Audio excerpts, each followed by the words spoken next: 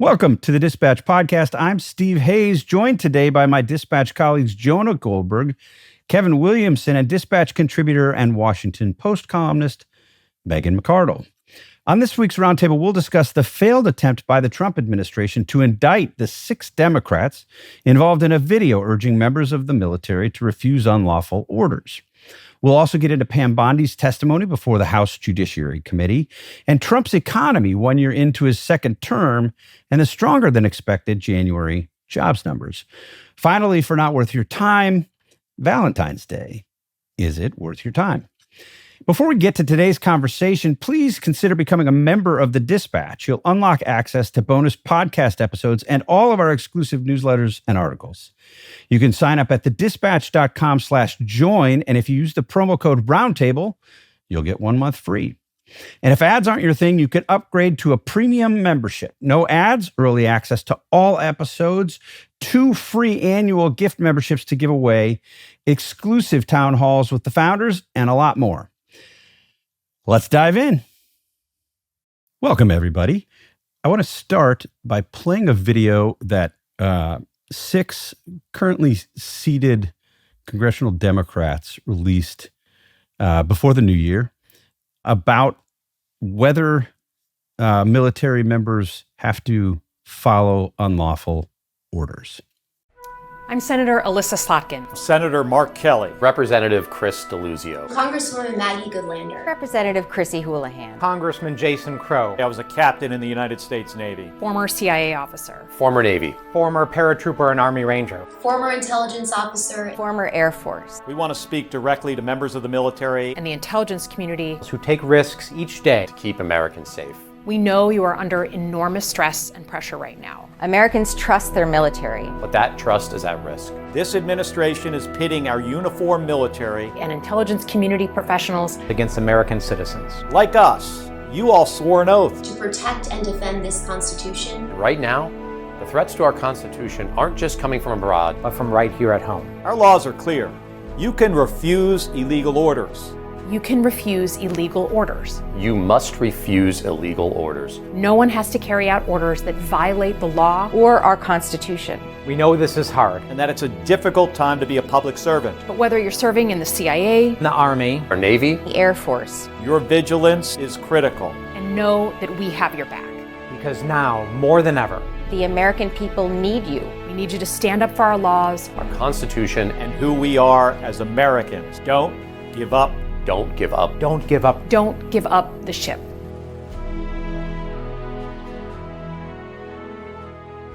Kevin, we learned this week that the Department of Justice went to a grand jury in Washington, D.C., attempting to indict those 6 sitting Democratic lawmakers for that ad that we just played.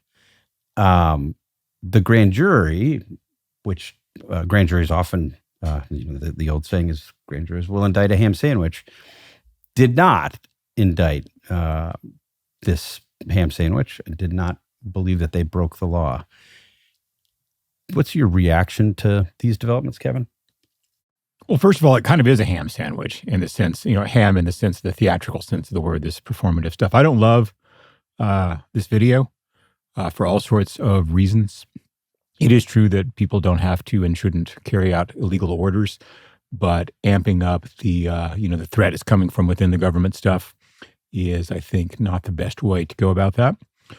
That said, the notion that there's anything criminal in this, of course, is just absurd and silly. And the Trump administration's attempt to criminalize this activity is an example of exactly the sort of thing these people are talking about, which is using the power of the government in irresponsible and dangerous ways. Yeah, what else is there to really say about it? I mean, there's the endless hypocrisy point that, the same administration that says, if you criticize the president for scotch taping the back of his tie to the front of his tie because he doesn't know how to tie a tie, then that's treason. And we're going to, execute you for it. And, or whatever else that is treason today is of course nonsensical. It's a really ugly and dangerous sort of place to be, where we have to seriously entertain these questions about what do agents of the government do if they're given illegal orders. And And that's not, I think, a crazy hypothetical thing. I think that's well within the realm of possibility, things we should be talking about and thinking about and trying to deal with. Doing it in that particular way, this sort of sanctimonious, don't give up the ship, made for social media video stuff is, I think, irresponsible and not the best way to go about doing it. And then, of course, trying to indict these people for that is precisely the sort of stupid, vindictive, idiotic thing that we would expect the Trump administration to do. I'm really running out of stuff to say about these folks. I think maybe that's part of their strategy. I've talked to Jonah about that. I've actually talked at Jonah about this a little bit, where it's just the end of the first year and barely into the second year, and there's only so many ways to say stupid, vindictive, irresponsible, illegal, semi-criminal, corrupt, venal. I'm going to run out of thesaurus here in a minute talking about these people, and by the end of the second term, which we can't be sure will be the last term, we're just going to run out of ways to talk about it, I think. Well, Jonah, on that point, people do, I think, there comes a point where you get sort of numb to this. The email that I sent you all, and the conversations I had about what we should talk about today, I was a little reluctant to go back to these rule of law questions. Like, we've had conversations about this stuff before. Should we find something new to talk about? I keep wanting to talk about old school policy issues. Should we discuss debates about healthcare? Yeah. But it seems to me, I mean, the reason that I chose to have us spend a few minutes on this is because this is sort of next level, right? And I think, for people who comfort themselves, particularly Republican elected officials and Republican normies who, are happy that the Dow is above 50,000, this stuff is not theoretical. Yes, they didn't succeed here. Yes, you could argue that the guardrails worked. But it really is the case that the Trump administration, the Trump DOJ, tried to criminalize this video. I agree with Kevin. I don't have probably as much. Yes, it's performative. Maybe it wasn't helpful for them to release this video, but I think everything that's said in the video is indisputably true. And sort of a banal observation about the role of the uniformed military. And yet you had the Trump administration actually go and try to indict these 6 sitting members of Congress. That is next level. I mean, this isn't theoretical. It's not just Donald Trump, with his heavy breathing. They're like trying to criminalize this stuff. Yeah. So I'm with Kevin about the video. I didn't like the video. I thought it was I find it understandable, right? Got to remember when it came out, they were hearing all sorts of stuff about the blowing up the boats, and there was like leaks and chatter, and I get that. But there is this sort of an implicit sort of insinuation. If I record a video, just an open video saying, Donald Trump, you should know that it's wrong to sexually molest spider monkeys. Just remember that. Like, the assumption is that there's a reason why I am saying that, right? And so I could see a normal president would have been legitimately furious at the video. Like if someone did this to Obama or Bush or whatever, they would have said, come on, you're hyping things up and it's outrageous. That said, there's reason to believe that Trump, wants the army to follow unlawful orders. Remember, they were saying this in their defense. These same Democrats and most of the Democratic Party and a lot of Republicans, including people on this podcast, Andy McCarthy, were saying at the time, what Trump is doing is illegal. Yeah. So it wasn't some sneaky hypothetical. Right? I agree, but I agree with that entirely. And you got to remember going back to the Fox News debate with Bret Baier asking him about whether or not generals would follow his unlawful orders. Right. Trump insisted my generals, they'll obey. Trust me, they'll obey whatever I order them to do. I think one thing to say about this that I'm probably going to revisit a couple times given the topic list today is that in a more healthy political age, Congress would, regardless of the party affiliation of the people in that video, and regardless of the party affiliation of the people in leadership, would have lost its mind in outrage if a president tried to file charges against sitting members of the Senate and House for this kind of commentary. They would have, there have been times in American history where, I wrote about this a while ago, where like Teddy Roosevelt once suggested that the Congress was afraid to have, to be investigated because they're also corrupt. And Congress lost blew its top over it.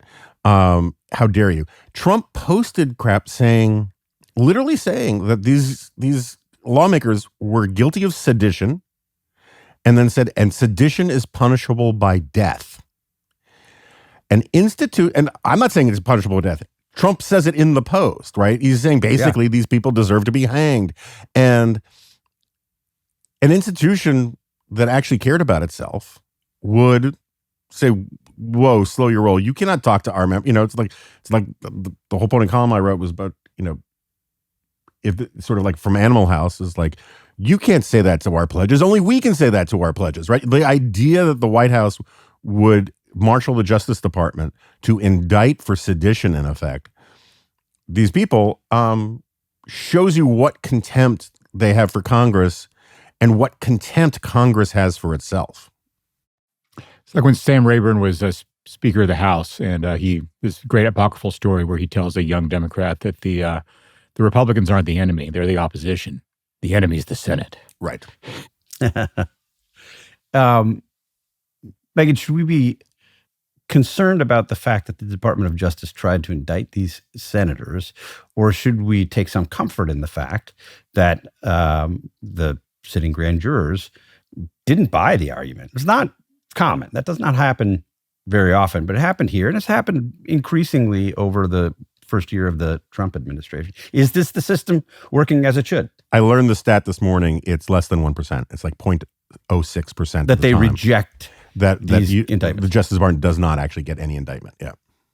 I mean, look, I think ham sandwiches everywhere are rejoicing that the Trump administration is making it safer for them to go before a grand jury. And I think it is good news that the system holds, but that's kind of like saying, it's good news that my airbags worked. Something has gone badly wrong by the time you have verified that your airbags were functional. And I think that's where we are. The system is not working nearly as well as it should. I have said before, I will probably say again many times, he should have been impeached, removed from office, and barred from ever running again after January 6th. The system, that part of the system has failed. Impeachment is pretty much a dead letter at this point. No president's party will ever vote for it. I mean, I guess I can imagine circumstances where, like, you are caught in the Oval Office molesting children and even your own party deserts you. But short of that, it's impeachment. That constitutional safeguard has just been falsified as a constitutional safeguard, and that's sad to learn. And the fact, and let's not be so sure that sexual offenses against minors would do it either. I am not, which I think we'll get to in a little bit, but yeah. I am sad to say, but I see what you did there. Yeah. So, like, no. Do I take comfort that the grand jury refused to indict? Yes. Am I glad that we have the judicial system and the jury system as a backstop against tyranny? Absolutely. I would rather not have a tyrant testing those limits. Yeah. I don't want to spend a ton of time on just this aspect of the rule of law because we have other things to get to from this week. And I want to spend just a moment, again, I don't want to spend too much time on this either, looking at the sort of theatrical several hours that took place on Capitol Hill yesterday when Pam Bondi appeared before a House panel. And Democrats asked her many, many questions about the Epstein files. Republicans either gave her an opportunity to answer or sort of hold forth or sort of offer praise for Donald Trump or took on the Democrats. It was, I mean, those kinds of hearings are often pretty useless. this was as useless in terms of actually producing substance or getting answers, as useless a hearing as I've seen in a long time, but it probably tells us something. Pam Bondi was asked about the Epstein files. Remember, she was behind this effort last year to bring right-wing influencers to the White House, to give them these white binders where they were supposedly given all of the details about the Epstein files. In fact, what they were given was all old stuff. And that effort, that sort of moment of theater, I think led us in part to the kind of things that we saw yesterday. Kevin, did you watch much of the hearings? And if you watched any of the hearing, did you learn anything from this about the Epstein files or anything else? No, I don't like these sort of hearings very much because they're not designed to do the things that hearings are supposed to do, which is to elicit information. These kinds of hearings are the great example of the transformation of our politics into pure spectacle and theater and ritual and performance and all that stuff. If there is going to be any real investigation of this stuff, it'll happen, elsewhere. And do they deserve to be raked over the coals for this stuff publicly? Sure. And I'm glad to see Congress doing at least that aspect of its job. But I wish, again, it feels almost quaint to say this, but every time I see something like this, I'm shocked by the sophomoricness of it, I suppose. Like, I'm used to people being, kind of rude or uncooperative or whatever in these hearings, or, making fun of the other side, or, complaining that this is all political and you don't know what you're talking about and all that. But the kind of schoolyard stuff, you're a loser lawyer. Boy, you're not even a lawyer. You just wonder, do they have any self-respect? I mean, obviously they don't have any self-respect. She wouldn't have the job if she had any self-respect. Self-respect keeps you out of that job. But it's just so embarrassing. And it's embarrassing for me just as an American to watch this stuff, that I'm notionally at some level represented by these people. But it's got to be embarrassing for them in some way. But then there are times when I suspect that they have some kind of condition where their ability to be embarrassed has just been removed, which would explain, Ted Cruz and J.D. Vance and some of these other people, Mike Lee especially, where there's been some sort of some version of a lobotomy where that has hit that nerve that's responsible for the sense of public shame and embarrassment, and just managed to disable it. But that was my main takeaway from it, was just, I can't believe these people are. I tell you what it reminded me of. When I was in 8th grade, we did a bunch of mock trials, and where we would do we put a Kaiser Wilhelm on trial for starting the war, and I was Kaiser Wilhelm, and I was a very combative 13-year-old Kaiser Wilhelm, and I made the prosecutor cry. Very nice girl named Whitney, and this is very on brand, Kevin. This is so perfect. Yeah. And you have the helmet? You have a little spiky the pickle helm? Yeah. Yes. That was back in my motorcycle riding days. But I think that I probably sounded a little bit more mature and sophisticated in that argument than Pam Bondi did in front of Congress. It's just absurd.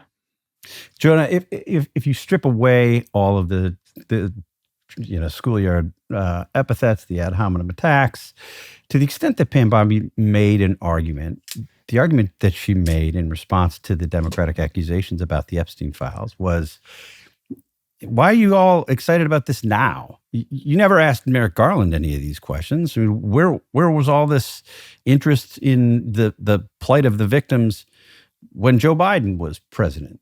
I think there's an answer to that, but do you think she has a point?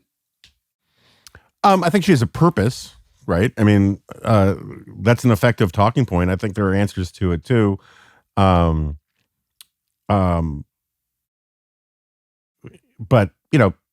let's just be honest. It's obvious that the Democrats are motivated at least in part by partisan, opportunism here. It doesn't mean they're not actually concerned, right? But it's also true that Trump of unforced errors in politics, this has to be in the top 10 in our lifetimes, right? Guy campaigns on releasing all the Epstein files. His attorney general, like first month in office, says, I have all of the Epstein files on my desk, including the client list. Then beclowns a whole bunch of their biggest podcast bro influencers by giving them sort of like bogus dummy binders saying that they've been, that they're releasing them. And it turns out all to be fake. And then Trump sort of takes it back. Like, to expect Democrats not to sort of take that bait is preposterous, particularly when there's just so many obvious lies in a lot of this. I will say, like, it's funny. Just staying on my theme for just 2 seconds here. This is another area. Look, I do not like Jamie Raskin. I do not like, a lot of these, Gerald Nadler, right? These are not my favorite people in Congress. I think they are partisan and duplicitous in many respects, but they're doing their job. It is like literally their job to do oversight of the Justice Department and its compliance with the law that was passed overwhelmingly very recently. And the contempt that Bondi has shown, that, this is not the first time she's done this show, is the kind of thing that merits impeachment and merits some, and merits some outrage from Republicans.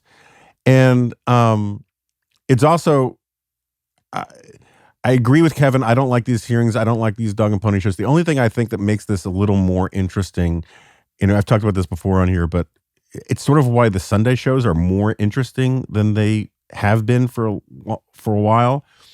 It's because cabinet secretaries are performing for an audience of one on TV. And so it is more interesting in terms of like inside the Beltway criminology to see how they're not trying to persuade the public.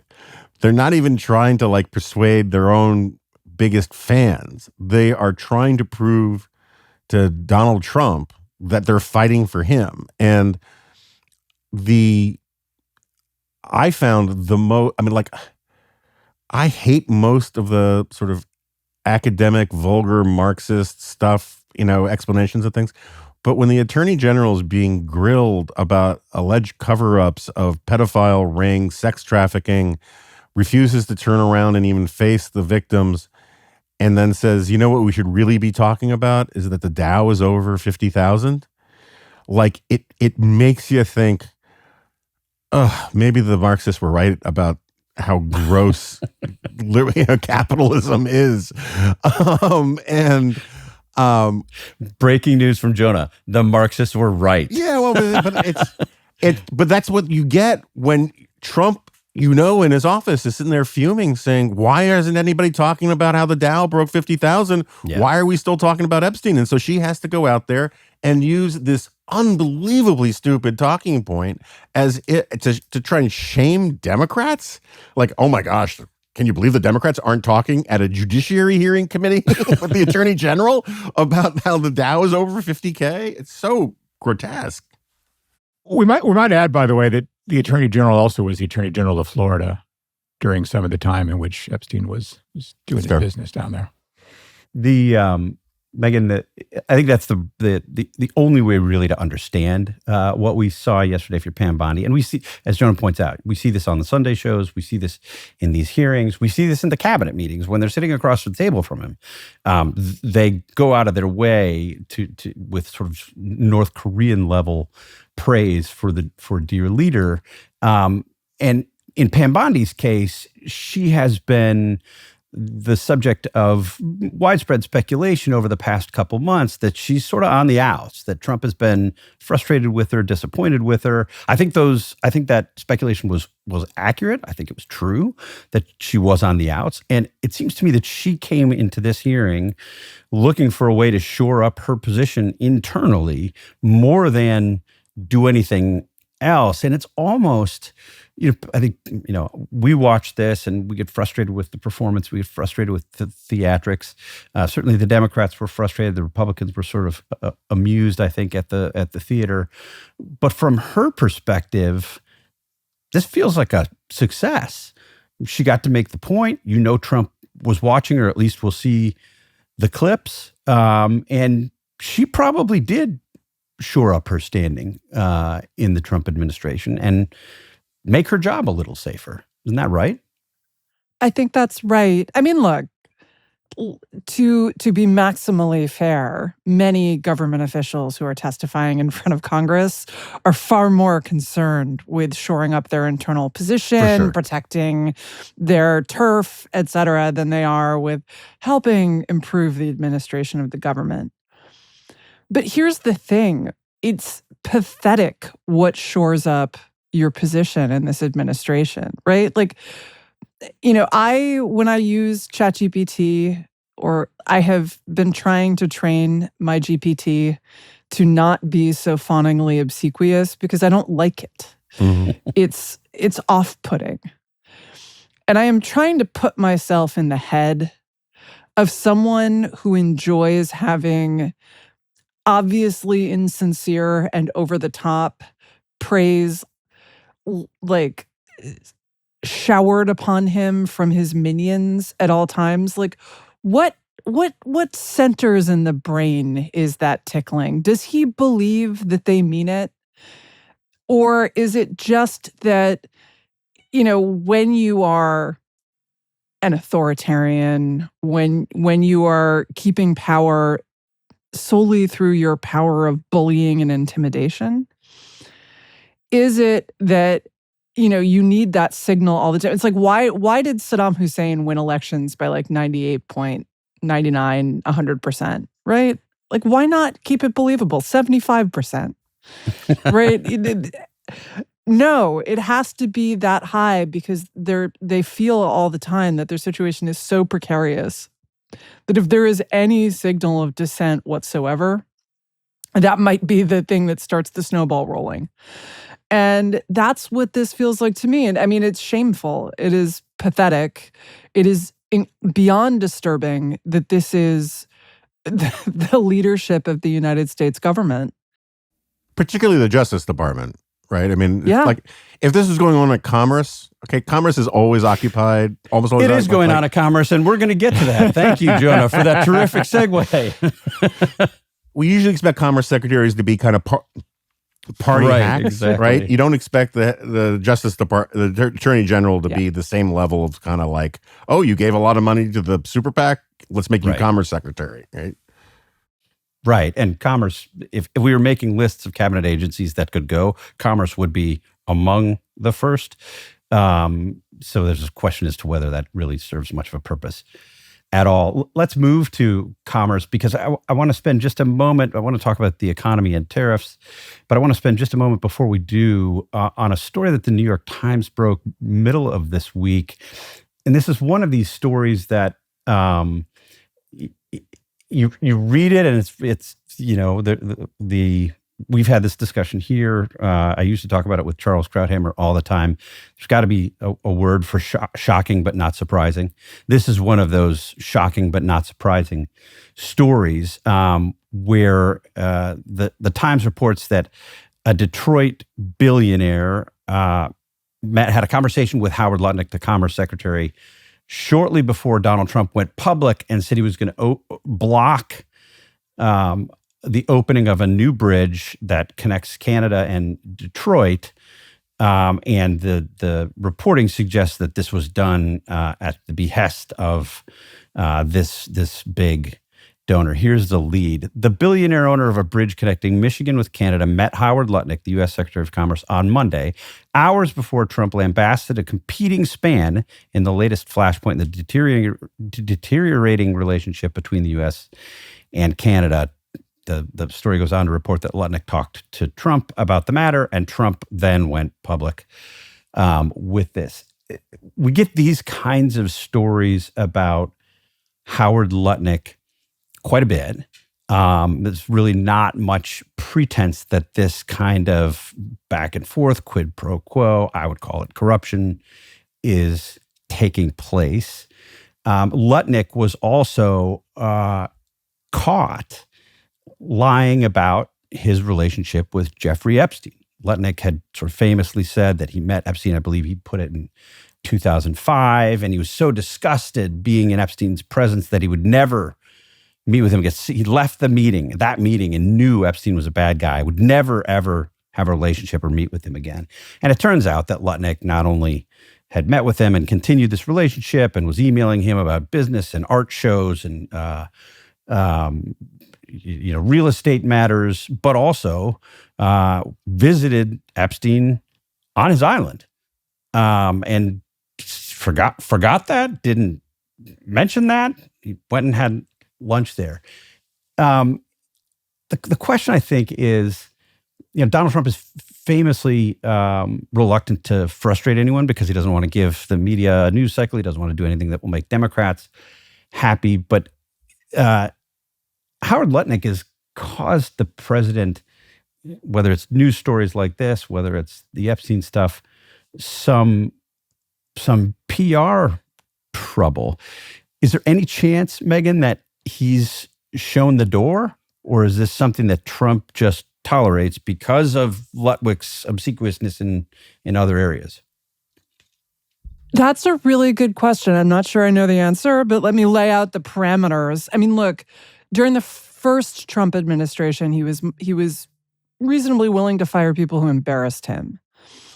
But it was always true that he was selecting more on loyalty than on, say, competence. And in this administration, that latter effect has ratcheted up, and he has left people who are manifestly bad at their jobs in position because they're obsequiously loyal to him. I mean, Kristi Noem is a good example of someone who completely botched. Like, I don't think the federal government should have gone into Minneapolis in the first place. But if you're going to do that, do not put Kristi Noem in charge. And she's still hanging around.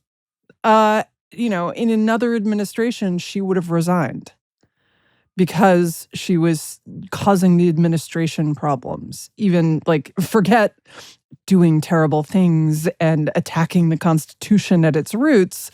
She was causing political problems for Trump. But she's still there because, as we were talking about, because she displays the primate symbols of submission in adequate volumes for Trump to keep her around. And I think this is kind of the same sort of thing. Kevin, is there anyone that we might expect will go in the next 3 months, 6 months, based on what you're seeing from the administration today? I'd be surprised if anyone of any significance left other than on his or her own volition. Somebody may at some point decide, hey, I want to have a career after this, and this administration's getting so embarrassing that it's going to hurt me in my attempts to do that. But no, I think he selected for, abject sycophancy thoroughly enough on the front end that he's not going to have to police it very much on the back end. It's not like one of these people is going to suddenly discover some self-respect and start acting in that way. The Lutnick thing and the bridge especially reminded me that how little things change in politics, because what it really made me think of was Chester Arthur, and back when he was the port collector in New York, which was like the great patronage job you wanted to have, because basically all the trade in the country, or some enormous share of it, like 70% of the imports in the United States and exports went through the port of New York. And so that was the great place to have, the position, because you got payoffs from everybody, and it was a great patronage place. And so I was reading the volume of trade going across the bridge into Canada is like $300 million a day or something like that, some huge chunk of money. So of course someone's going to be very defensive about protecting that monopoly on that bridge there, and it's just a very familiar kind of political situation that just never really goes away. When you've got these choke points and you've got economic interests attached to them, those are going to quickly become political interests and political powers pretty quickly. The other thing it made me think of is that New York rich guy is a very small world in a lot of ways. and that kind of New York, Palm Beach sort of axis is a very, very small world. One of the reasons that Rush Limbaugh was so quick to become a Donald Trump guy wasn't that they knew each other, because, Rush wasn't the go out and be a playboy in New York kind of guy. He was kind of a homebody, but they had adjacent private jet parking.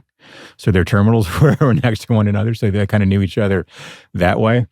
And, it's just a very, very small world. And these people know each other. And it's hard to avoid people like that in that world. You really have to kind of go out of your way in some ways, in a way that a guy like Lutnick isn't really going to do, I don't think, to really cut yourself off from someone like that. I was reminded of a little bit. Someone posted something on our internal Slack the other day about, do you know anyone who works in a DC comms firm? And like every one of us had like, I have a brother-in-law, this guy I went to high school with, or this friend, or this person I used to work with at this other place. And I was like, yeah. And to think people think that Washington is a swamp made up of people who have interlapping, personal, family, and economic and professional interests that all end up being, one big mess. But kind of New York, Palm Beach, rich guy world is even more, small and incestuous, and the incentives are very strong there to stay in the good graces of that circle. So it doesn't really surprise me that much. And that he would lie about it is just kind of natural. These people just sort of lie for practice. I mean, they'll often lie when there's not even a good reason to. It's just like they want to just like keep up their lying muscles. It's just exercise for them. They're going to the liar's gym. Never skip lie day. Gym. Never skip lie day. I want to know though why Jonah chose spider monkeys is what I want to go back to. like they're howler monkeys. They're all sorts of spider monkeys. Just inherently funnier. Jonah, what Megan said there about lie day, that's a joke. That's like an exercise joke. People skip leg day. I figured if you're it not out. familiar with gym culture. I figured it out from context. Yeah, that's good. Yeah. That's good. So I want to use the remaining time to talk about tariffs in the economy and some votes that took place in the House of Representatives this week. There was in the middle of the week a vote that came up that would have, in effect, a resolution that would have, in effect, expressed disapproval of Donald Trump's tariffs. And 3 Republicans voted with Democrats to. Was it 3 or 6? I thought it was 6. I think it was 6. Yeah. Well, it was 6 on the second vote, 3 on the first vote. Oh, okay. So what happened was there was a procedural measure that failed with 217 opposed, 214 in favor, including 3 Republicans voting against the measure. So they were part of the 217. And then there was a subsequent vote on approval or disapproval of Trump's tariffs with respect to Canada that garnered 6 Republican votes. This opens the door to a series of these kinds of procedural votes in which Republicans will be put on the record either favoring or opposing Donald Trump's tariff regime. It's very clear, some reporting I've done, lots of conversations, common sense, many, many more than 6 Republicans opposed Donald Trump's tariffs, but we got 6 Republicans to vote. Jonah, do you expect we're going to have more of these votes? This is an opportunity for those Republicans to say, hey, we aren't on board with all of these tariffs. Do you expect that number to grow as it becomes clearer to those Republicans voting that that's what this is, that they will then have a series of votes on their record in favor of Donald Trump's tariffs as they head to midterms where the economy is likely to be a major or the major issue? Does that factor here, or are they just going to go along because they're going to go along? I sort of refer back to my standard answer about all the various versions of this question that we've had and are going to have in the future. Watch the filing deadlines for primaries. And the more people get past the deadline, and so that Trump cannot cost them the nomination, the more courage some of these people will find. I don't think it's going to be a huge number, but it'll be more. There'll be more swing voters, like those 18 Republicans up in sort of Biden seats or whatever the number is, Biden districts. they're already sort of chomping at the bit, trying to find ways to distance themselves at the margins from Trump. Not to say that they're anti-Trump, but just so that they have something to say at a town hall that makes it sound like they are a little independent on some of these things. And again, I'm just going to keep playing my institutionalist Congress sucks card here. One of the reasons why it is so difficult for members of Congress to show any independence is that legislation is almost all crafted in the Speaker's office and crammed down their necks at the last minute because it doesn't go through regular order, it doesn't go through committee. And then you get to run these ads against members of Congress saying, so-and-so voted 100% of the time with Nancy Pelosi. Yeah, because they only had X number of chances to vote at all, and they were told that this was a party loyalty test. And so they all vote with Nancy Pelosi because Nancy Pelosi is actually the legislator in chief. And the same thing with Mike Johnson is this so-and-so voted 100 times with Trump. They don't even say Mike Johnson because Trump's the guy in power. And it makes it impossible to show any kind of independence unless you're willing to go full Massey and earn the wrath and wear it as a badge of honor of Trump. And Thomas Massey, who Jonah is referring to, representative from Kentucky, has seemed to almost relish now. I mean, he's a famously libertarian, not a go-along to get along guy on any of these things. He's pushed the administration on the Epstein files. He's pushed them on tariffs. He's somebody who I think actually believes stuff, which distinguishes him from a lot of Republicans, or at least he believes stuff and he's willing to stand up for it. So to Jonah's point, Megan, Donald Trump, president, tweeted last night or truthed, posted on social media. There you go. Any Republican in the House or Senate that votes against tariffs will seriously suffer the consequences come election time, and that includes primaries. Our trade deficit has been reduced by 78%. The Dow Jones has just hit 50,000. The S&P, 7,000. All numbers that were considered impossible, all caps, 1 year ago. The political dynamics here, he seems pretty likely to keep them on board by making these threats and making them explicit in a political season that's dominated by primaries. For a bit.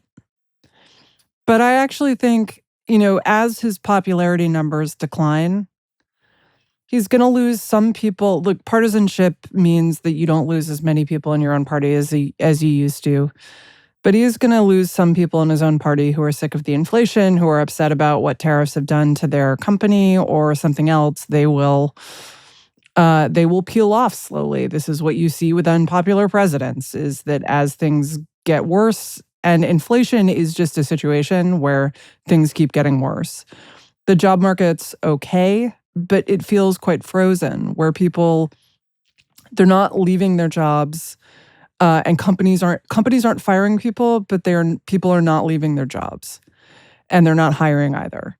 And it just doesn't feel good. If you look at the polling on how people feel about the economy, about the country, about right track, wrong track, none of it is good, and it is leaking into Donald Trump's approval ratings.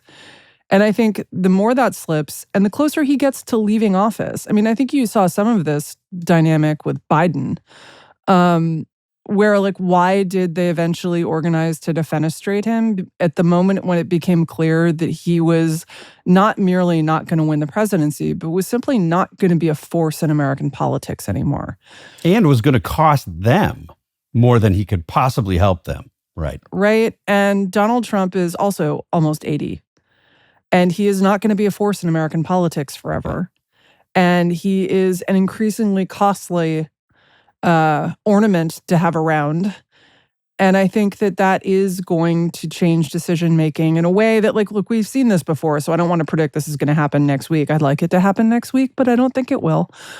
That people would be like, he's finished, and they would rally, but he is heading for the finish line.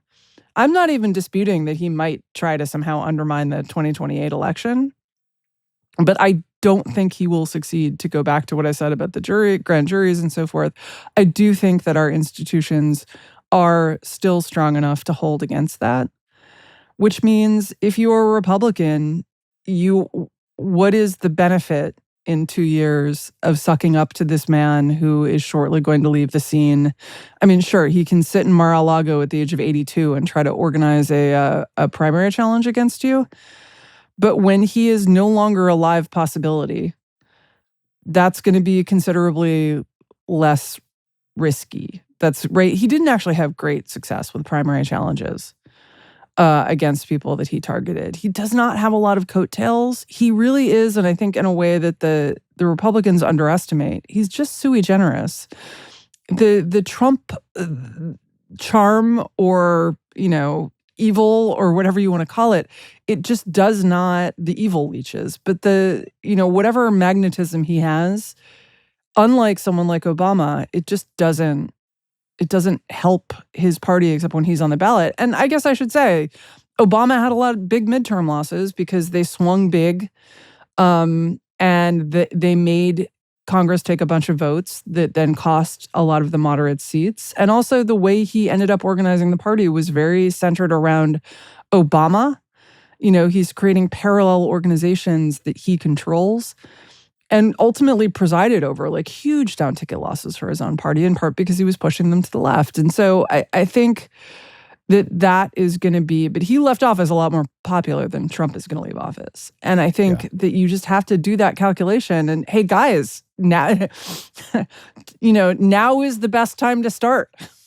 Should have done it 4 years ago, but 5 years ago was the best time to start. Now is the second 5 best. years and now is the second best. Yeah. I should also just add on that, but 3 different polling agencies, including Rasmussen, which I kind of how I always say, when Whoopi Goldberg's name comes up or Jeffrey Goldberg's name comes up, no relation. Rasmussen actually has no relation to Scott Rasmussen anymore. But it is a wildly pro-MAGA polling outfit that does stupid trolling stuff on Twitter and all this kind of thing. They all find, YouGov was another one. I can't remember. It was a Reuters Ipsos. But anyway, 3 polling firms find that more Americans think Joe Biden was a better president than Donald Trump. And you just have to think about, first of all, how unpopular do you have to be to get that finding, but also how much that must infuriate Trump. I mean, I can think of no poll finding out there that would annoy him more. Kevin, let me get focused on something that Megan mentioned almost in passing, but I think is a really important point. She talked about the jobs market and people feeling like they're stuck. There's not a lot of mobility, not a lot of opportunity to leave a job, to get a new job, to improve your situation for upward mobility. And I think we could say the same thing is true about the housing market. People feel like they can't move in this housing market. Interest rates are too high for them to sell a house. Some people are locked into really good interest rates, 2.5% from a few years earlier, and making the change to something else, even if they wanted to downside, is prohibitive given where the housing market is. I think stuck is a pretty good way to describe the current state of the U.S. economy overall. Having said that, the job numbers for January for Donald Trump were good. They beat expectations by more than double. And if if you just isolate, and most of those jobs came in the healthcare sector, there's probably something to be said about that. But if you're just looking at January, you isolate January to think, okay, things are headed in the right direction. However, and this is a point where the however probably matters more than what preceded it, the downward revisions in the job numbers for the past 2 years, but in particular as it relates to our politics and the midterms, the last year, revising downward the number of jobs added by 1 million, suggests that first year left us something short of the golden age that Donald Trump thinks that we're in. Is he going to be able to sell the argument that we're in this golden age? He's right when he points to, and when Pam Bondi points to the Dow being above 50,000. That's a big deal. Is that going to matter more than this sort of pervasive sense that we're stuck, that things aren't moving, that people can't move jobs, move houses? Yeah. Well, a couple of things that we should probably mention is that in a lot of these cases, we're talking about very small numbers relative to the size of the U.S. economy. So when there's a downward revision of 50,000 jobs in a jobs report or 100,000 jobs in a jobs report, in a country of 340 million people and 100-odd million households and however many workers, these are pretty small numbers. So even a million downward revision jobs in the course of the U.S. economy over the course of a year is not a huge number. And for all the time we spend talking about tariffs and all that stuff, in 2025, total tariff revenue came out to something like 0.6% of GDP. That's a lot of talk over a pretty small number. Now, it'll probably end up being a little bit bigger next time around. Tariffs, as being implemented, are regressive. They're regressive taxes on lower income Americans. Like, tariffs affect people who shop at Costco and Walmart and Target more than they affect people in ways that are felt by the consumer who shop at Tiffany's. And I'm not sure those things are mutually exclusive, Jonah. It's very hard to get good groceries at Tiffany's. Fair. My point is, though, but there are a lot of people who shop for groceries at Whole Foods or whatever, No, sure. and they're used to being upcharged on all that kind of stuff. Yeah. And the tariffs are taking in a lot of money, but it's not coming, they're always, it's amazing how many studies have been coming out lately ratifying what everybody on this podcast and everybody who's read about this stuff since Henry George or Hazlitt or whoever has known, is that the vast 90% and upwards of the tariffs are being paid by Americans in one form or another. And But Peter Navarro says that they're being paid by foreign countries, Jonah. Yeah, but Peter Navarro is a liar. And I think you are excluding the possibility that he's crazy, and I don't think that's quite fair, Jonah. Fair. As someone who's been trying for years to write fictional parody of American politics, Peter Navarro is a character you just couldn't make up. Yeah. No, you would be drummed right out of the realistic fiction writers workshop. Yeah. He is such an outlandish crackpot. It's just hilarious. There are a few of those. I will just add, as we wrap up this uplifting discussion of the U.S. economy in its current state, that the Congressional Budget Office projected yesterday that debt will reach $64 trillion in 10 years, up from the $38 trillion we hold right now. And a reminder that neither political party is offering any real reform agenda on the entitlements that are driving that debt. Finally, for Not Worth Your Time, Jonah, I assume that Tiffany's was on your mind because you have been shopping for Fair Jessica in advance of Valentine's Day. If she listens to this, we're going to post this Friday the 13th. If she listens to this the day before Valentine's Day, will Jessica learn that she is going to be getting something extravagant and beautiful from Tiffany's? And more broadly, are you a believer in Valentine's Day? Will you do the romantic stuff associated with Valentine's Day? Okay, so first of all, my wife left town yesterday, so I'm off the hook. And so I don't like Valentine's Day. I think it's kind of a bogus thing. It's part of the the great greeting card mafia kind of stuff. But in the past, I've been pretty good about honoring it because it's just the risk reward of saying, if you say it's a bogus holiday, it wins you nothing. So you do the minimum or more. And so I'm always a flowers and chocolates guy. When she's in town. Is that the minimum? When you say the minimum, is that what you mean, flowers and chocolates? Yeah, something like that. Flowers and or chocolates or, something. Some gesture that shows how near and dear, your loved ones are. But I have told my daughter, whose birthday was yesterday, February 11th, that the test for any potential suitor going forward is whether or not they try to get away with combining Valentine's Day and birthday. And that's a real test. And if I just thought I'd do it all in one. And it's like, nope, not good enough for my daughter. It's got to be two completely separate things. And I'm letting the world know that we're paying attention right now. I thought you were going to say like Valentine's Day and President's Day, and I was picturing like the Washington, George Washington commemorative coin.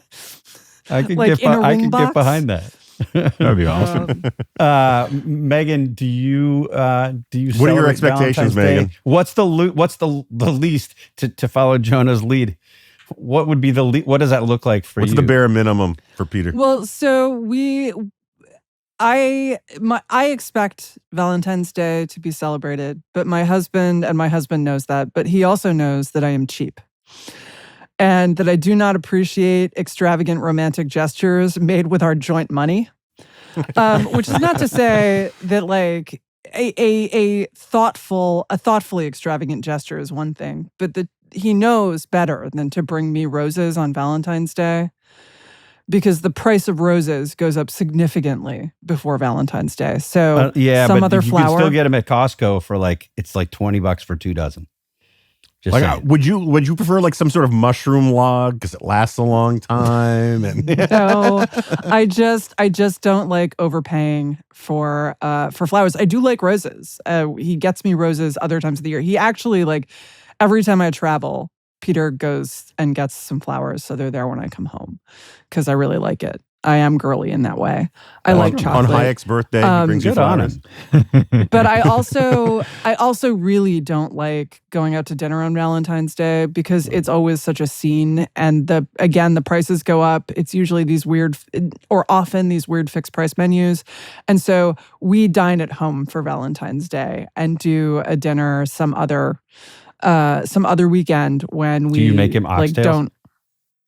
I'm not making him oxtails, and Steve, I owe you an email because we're going to do oxtails. I've got. Very much sorry, I to it. everything in my life right now is like just in time production. I am dropping balls left and right. But it is top of mind, and you will get an email today. But so we're going to do dinner at home. I might make some sort of like lovely little chocolate dessert. And he will oblige me by not bringing me roses. And that is, it's the gift of the Magi right there. It's pretty good. Kevin, are you a hopeless romantic? There's this whole kind of like sitcom dad convention where when anyone brings up your wife, you're supposed to say, I really just married kicked out of my league, that sort of thing. But I have this experience. I don't have to do that because I have friends like you all who do that on my behalf. and we hold seminars. How did Kevin pull that off? Every one of you has had this experience that when people first meet my wife, they go, how did that happen? And because it ain't looks and it ain't charm. We all know that. So I make a little effort on this stuff. Here's my favorite Kevin being a good husband story. My wife tells this story sometimes. So we were still living in Dallas at the time, and we are fancy Whole Foods shoppers, right? And I was going to Whole Foods to buy some groceries, and my wife said that it was tulip season, right? Tulips were coming in, and could I buy some tulips because she likes tulips? And I said, fine, but I need instructions. Are there particular kinds of tulips? Are there different colors of tulips? Which tulips do you want? How many tulips should I buy? And oh man, how many times have I had similar conversations in my house? And she just jokingly says, just buy all the tulips. And I went to Whole Foods and I bought all the tulips. I bought just buckets and buckets and buckets of tulips. And I don't know how many buckets of tulips there were. It was a lot. We had a house full of tulips, and she was very happy about that. And it was kind of absurd because they were sort of all over the place, but we had a lot of tulips. But on a similar story, in a much less romantic way, we needed toilet paper and paper towels. And she said, just get enough that I don't have to think about it for a while. And I bought so much of this stuff that the supply I bought lasted, I want to say 2 years, that we didn't have to go back and buy either one of those items. And I think that actually made a better impression than the tulips did. So yeah, that is true romance for a married lady. I buy my wife flowers. I would say an average of more than once a month, typically. Wow. So Valentine's Day itself, I won't do very much for because it's sort of a New Year's Eve kind of thing where, you're playing against the expectations. Plus, we don't really go out to dinner very much. We have a whole bunch of little kids, and we live in a pretty small town where there's like 2 restaurants, and they're both fine. No complaints about the restaurants here, but it's not really something that's on our agenda so much. But where I really get credit is like if there's some small like particular man thing that needs to be done, and I actually go out and take the time to do it. Like we had some trees that needed some attention, and I got the chainsaw out and I was chainsawing trees and stuff. And you would have thought that I was just John Wayne from having Megan's tearing up. I think there is no woman who does not thrill to the sight of her guy with a chainsaw. It's just it's primal. Although I am such a sissy about some things, I don't like loud noises. I just really don't. I hate leaf blowers and things like that. So I like loud music. I listen to Slayer, but I don't like loud noises. So I have an electric chainsaw, and I have the Tesla of chainsaws, and it doesn't make all that much noise, and it's okay. And going out and chainsawing some trees in a sort of peaceful way on an early winter afternoon where we live in the mountains is it's not a bad way to spend a few hours. Happy Valentine's. The trees are trimmed. The trash is taken out, and the oil's been changed in the minivan. I mean, that's good. That's good. I mean, it's the sort of the basics. So there's no big gesture. There's no effort to get further in her good graces than doing a little more of maybe what you do all the time. Yeah, I'll make a big gesture every now and then.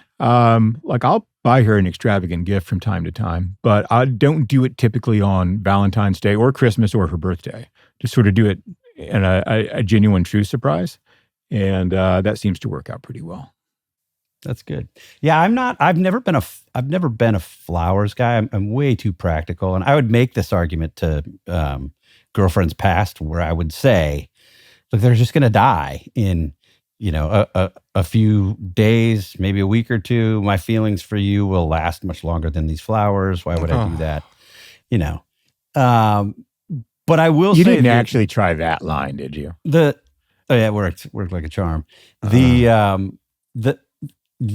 discovery of the $20, I think it's $22 for 2 dozen roses at Costco.